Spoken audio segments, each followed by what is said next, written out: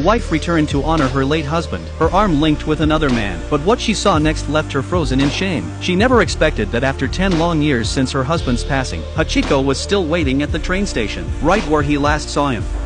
Hachi? Oh, you whole thing, you're still waiting. If it's alright, could I wait with you for the next train? A man nearby wiped away tears. Perhaps only he truly knew what Hachi had been through all those years. Oh, Hachi. Hachi first met his owner at this very station. Maybe it was fate. The little Akita pup stepped in front of a professor on his way home. Hey, buddy.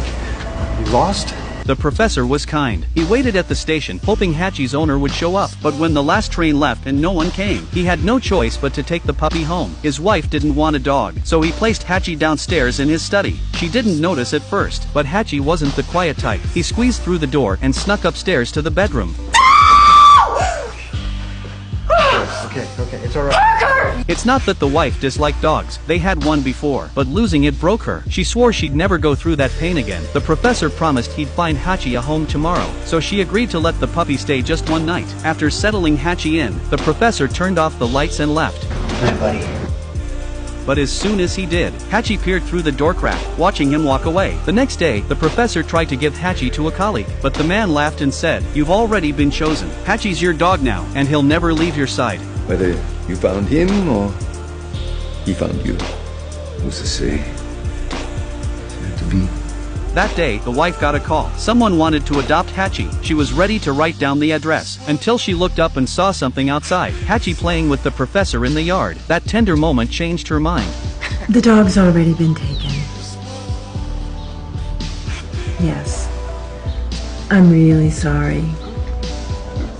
And just like that, Hachi became part of the family. Under their care and love, Hachi grew quickly, from a tiny pup into a full-grown Akita. But as he grew, so did his attachment to the professor. Every morning, Hachi walked his owner to the train station, and every afternoon, he'd return and sit by the flower bed, waiting for him to come home. Rain or shine, snow or sun, every day at 5 p.m. sharp, Hachi was there waiting. Until one day, the professor got ready to leave as usual, but Hachi acted strange, backing away, pacing in circles, barking frantically. He was trying to warn him, but the professor was late for work. He gently calmed Hachi down, then stepped out the door. Bye. The moment he left, Hachi ran to the shed, grabbed his favorite ball, and sprinted after his owner. The professor, halfway to the station, turned to look. Where's Hachi?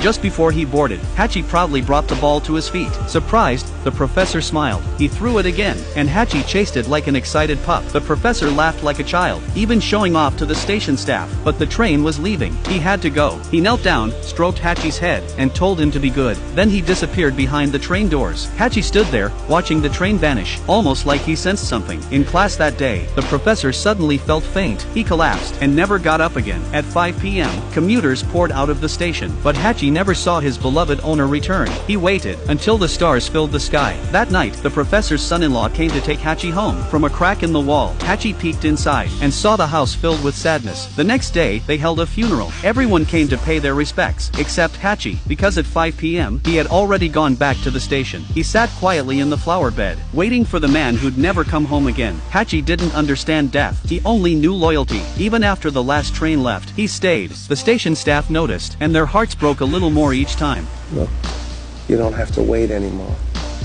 He's not coming back. All right, Hachi. You do what you have to do.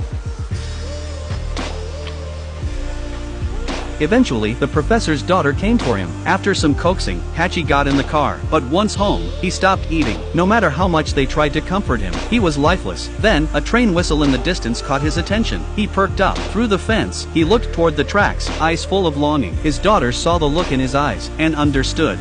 No, we love you, Hachi. I want you to stay here with us.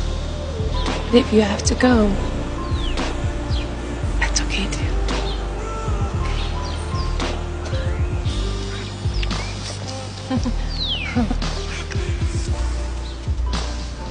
Bye, Hachi.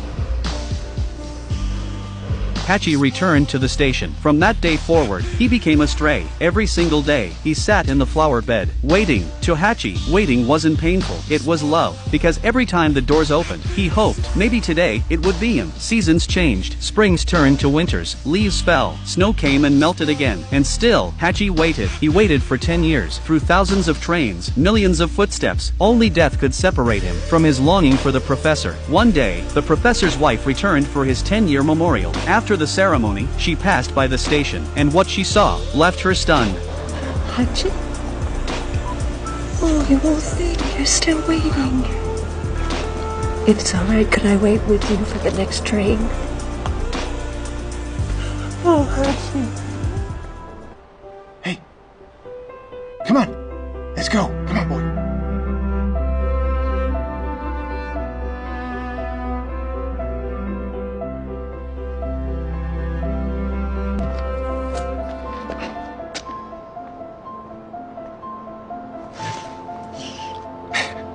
Hachi! Hey, boy.